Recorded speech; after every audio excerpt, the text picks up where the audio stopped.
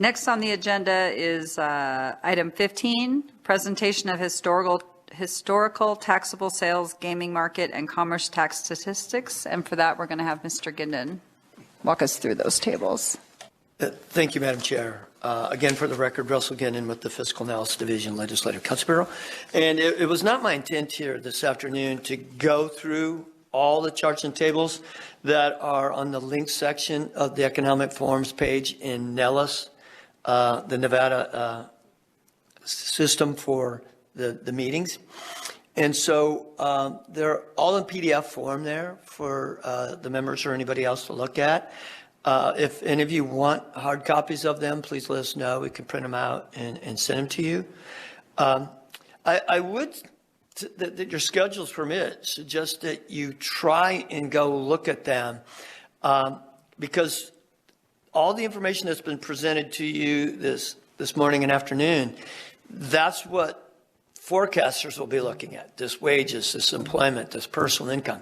But then we're going to be forecasting some of the things that you're seeing in these charts and tables with those metrics. So trying to tie it together.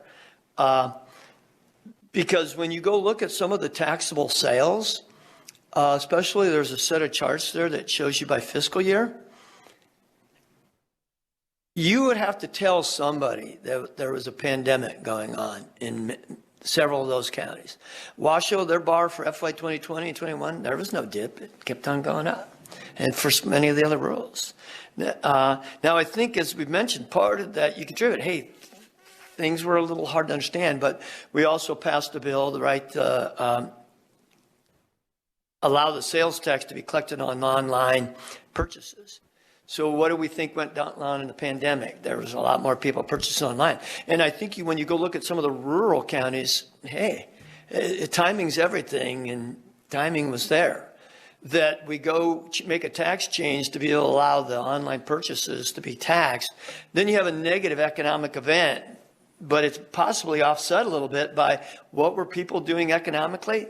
Having things delivered to the doorstep. Oh, you now get the sales tax on that. So it's when I look at this as an economist, but also a tax policy person for the Nevada Legislature, it's like, wow, what strange timing that you passed this bill. They would have lost probably more revenue than they would have lost, but for that bill change through that pandemic event. And it's not just rules, it's Clark, it's all of them. So and we can't go back and we don't have Sim Nevada to go get, wow, what was the impact of that? But it is interesting. And I would also, to this theme we've talked is, to go look at some of those charts. If you want to go look at the information set that the forum and forecasters had, go back and look at them in that February, March 21. That's what we would have known for gaming win, taxable sales, some of these. And so, right? They really weren't popping up on us. So, and then you're trying to read the tea leaves and then go see what happened. You're just like, wow. But then I would go look, as has been talked here a little bit about today. When you go look, even monthly and quarterly, there's a lot of variance. So you can see a lot of the charts have the 12-month moving average.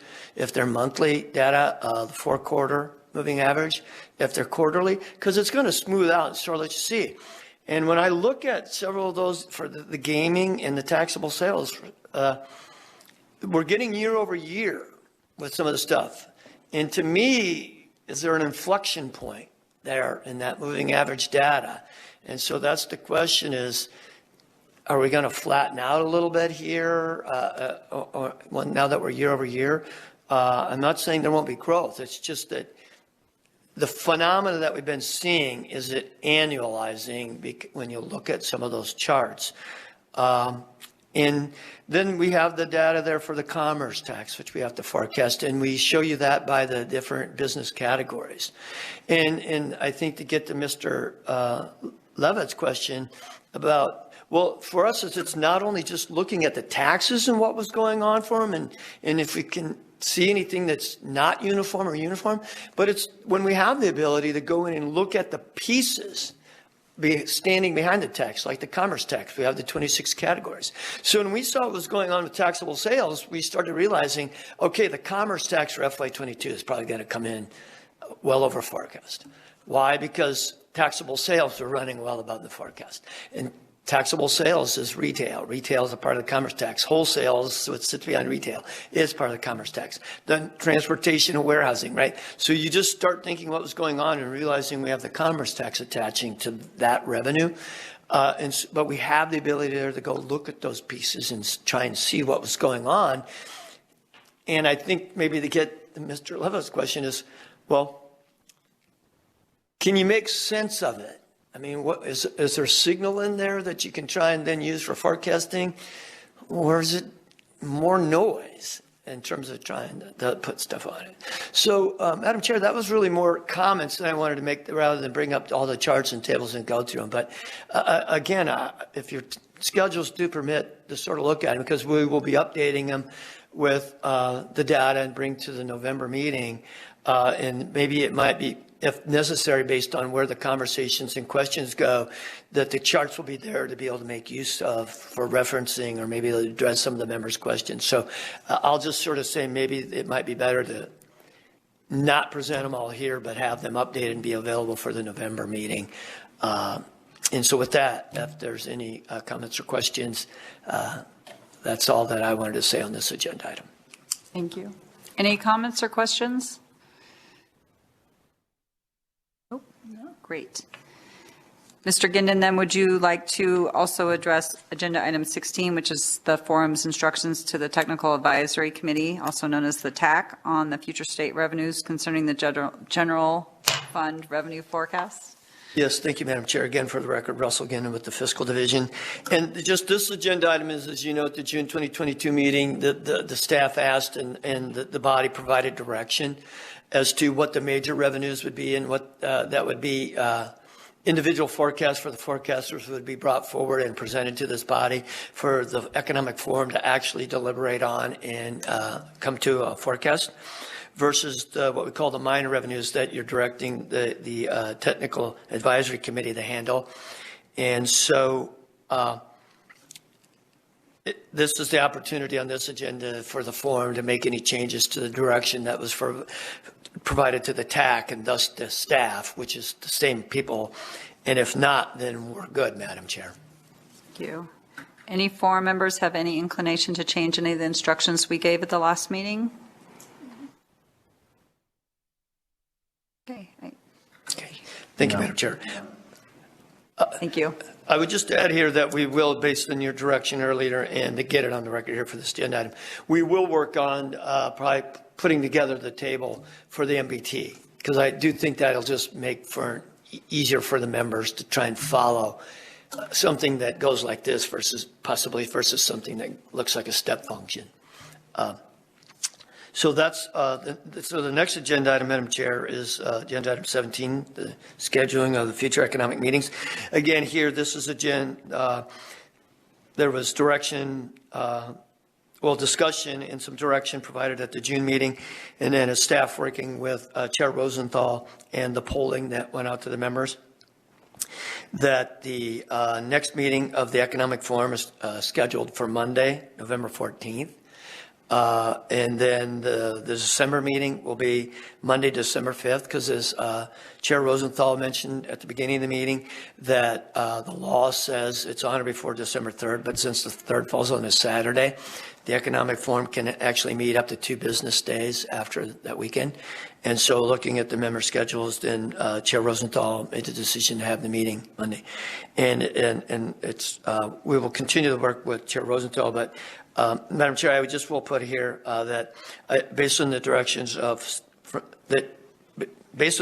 you provided staff and working with setting up this meeting set, the intent of the chair is to have the November and December meetings be like this, physically with meeting location in Legislative Building in Carson City and the Grant Sawyer Office Building here in Las Vegas with the Zoom availability.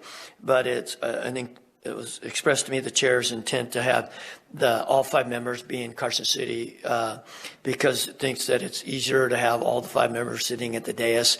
And most of the presenters are where the Capitol is, not down here in Clark County. And so that would be the intent, but we will have the Zoom platform because things can happen. And so thus, for all the members, staff will be reaching out to you with regards to getting you set up in terms of your travel plans and all that is necessary to get to the Carson City locations for the November and December meetings. And then also just to put on there that we've had all this information presented here, and we will be working with Chair that if there needs to be other additional presentations or information at the November meeting. But the one that we will have is Moody's Analytics on that agenda. So that will be the opportunity for this body to see what Moody's Analytics is saying about where they think the U.S. and regional economies are going, as well as their forecast for gaming and sales tax. And so, Madam Chair, those were the points of information I wanted to provide for this agenda item. And with that, I can answer any questions. Thank you, Mr. Gindin. One quick request is, can we check on the flight schedule just to make sure, so if we set up an 8:30 meeting, that there's actually a flight that gets us in, so we're not doing any Formula One down to Carson City? Well, you need practice for the Formula One. Remember this. Yes, we can. And so I'll check on I my will own, work too. with Chair Rosenthal because I don't believe we've actually set it for 8:30 Okay. yet. So, and if I'm mistaken, Madam Chair, I apologize, that I think to look at the logistics of that meeting, I think we did start them, I think, in 8:30 for the previous forecast cycle, but that was pure virtual. And from memory, I believe they were more like 9 or maybe 9:30 when we were in the physical world. But again, we can work with Chair Rosenthal, and I agree, that's a very good point about the flights and allowing people to get there instead of having to parachute into the legislative building. Thank you. Thanks.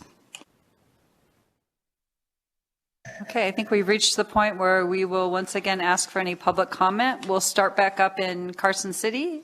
If there's anybody there who would like to make a public statement. Still nobody rushing to the microphones? No, not at this time, Madam Chair. Great.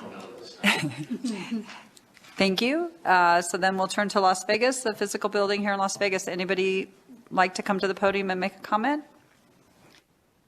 There's nobody here. And then finally, for BPS, if there's anybody online who would like to make public comment. Chair, the public line is open and working. However, there are no callers at this time. Thank you very much. So with that, I think we're ready to adjourn this October 13th, 2022 meeting of the Economic Forum. We will see you all in November. Have a great day. Thank you. Thank you. Thank you.